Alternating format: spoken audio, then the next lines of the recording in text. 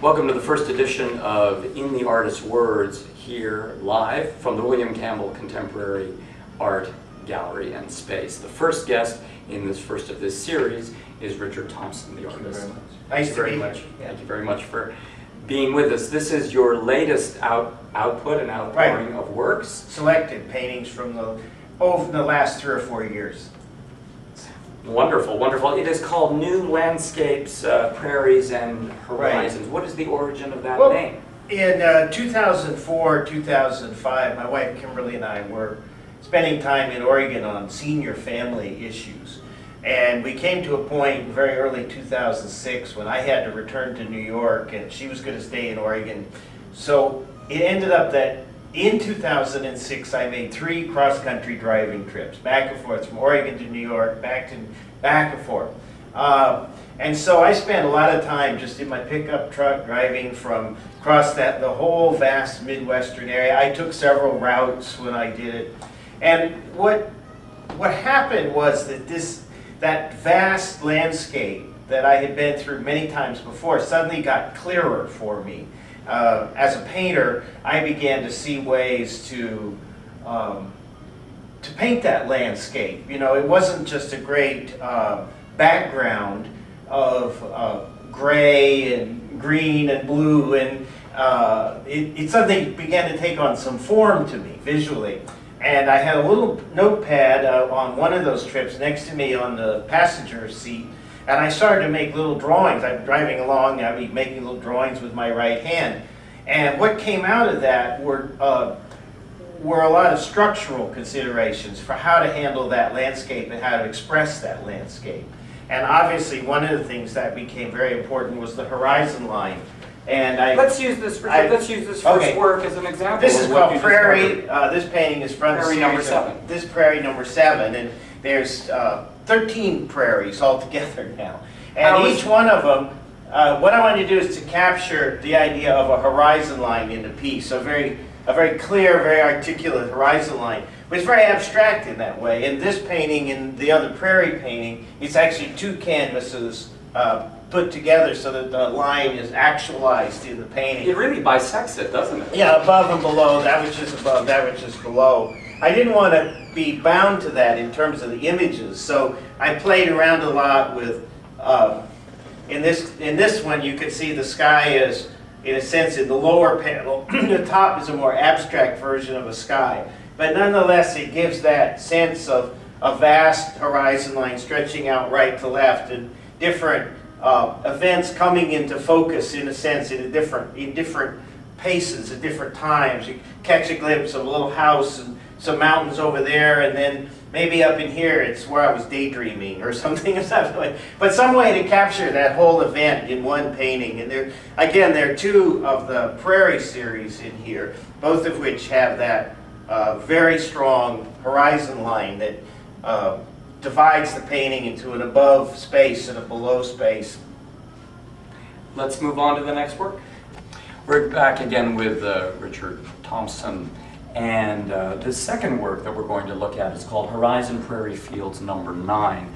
There almost seems to be more of a cubist quality to this in that it's kind of sectionalized. Right, thank you for noticing. Was that intentional? Yeah, it's, you know, what the painter faces every day as he or she goes about their visual research, you know, looking at the world and trying always to figure out how sometimes the most mundane parts of the world factor into their paintings. And in some ways, in the landscapes I'm talking about, it is absolutely without hierarchy. There's no features. It's just this vast landscape. And so the painter's challenge is to find a way to articulate that and to make it into art. And so clearly one of the things that I started to get interested in was how the field patterns themselves, the agricultural patterns of the fields, I could use as organizing qualities in the painting, as diagonal lines,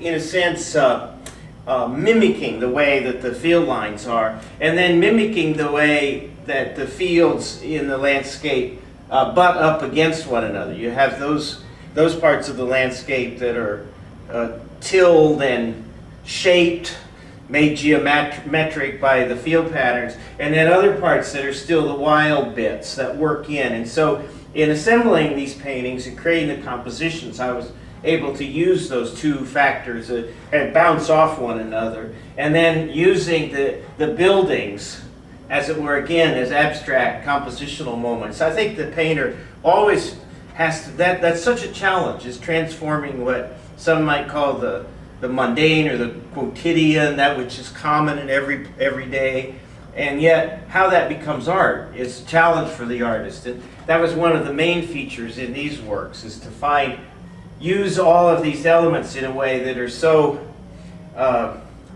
in a way, common. You know, Andrew Wyeth painted barns, Charles Sheeler painted barns. A lot of people have used that, as well as a lot of amateur artists have used that kind of subject matter.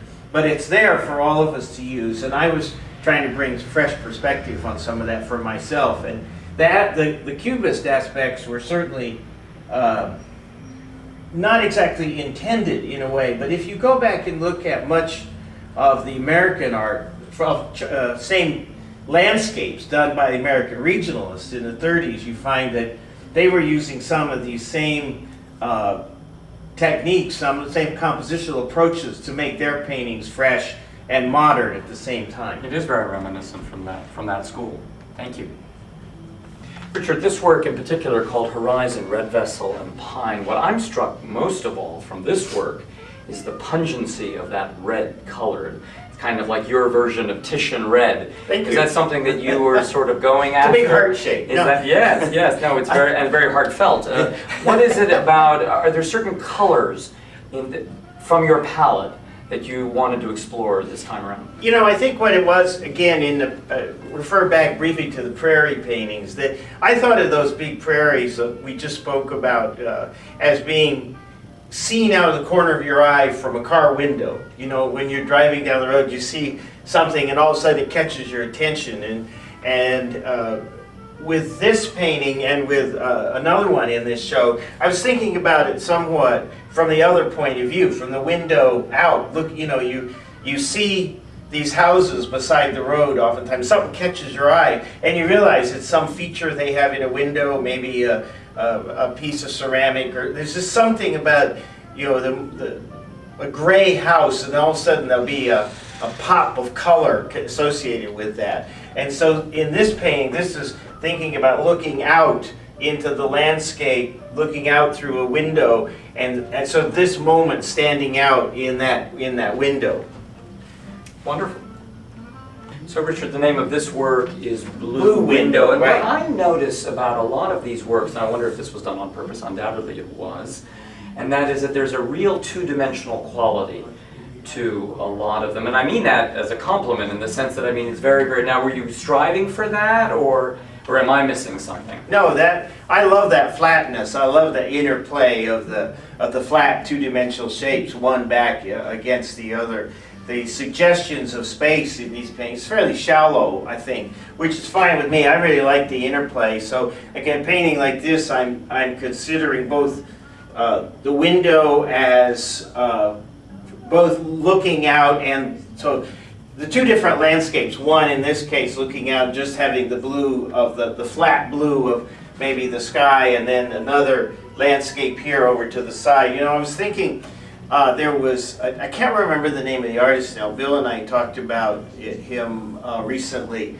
It was one of the Fort Worth 9, I believe, who has a wonderful painting of Texas landscape with a window and a still life right in the window, and then you look out to a house in the distance. And I have that painting in my studio, a postcard of that a friend of mine, Lillian Garcia Roy, had sent me, and that was really on my mind a lot in this series. He has, in that painting, he captures both the interior and the exterior and the flat and the distant very well. And so I was influenced somewhat by that work and thinking about it. And again, the commonality, the quotidian quality of just some objects sitting loosely on a table by a window, and then the landscape outside that window. So those were factors in that.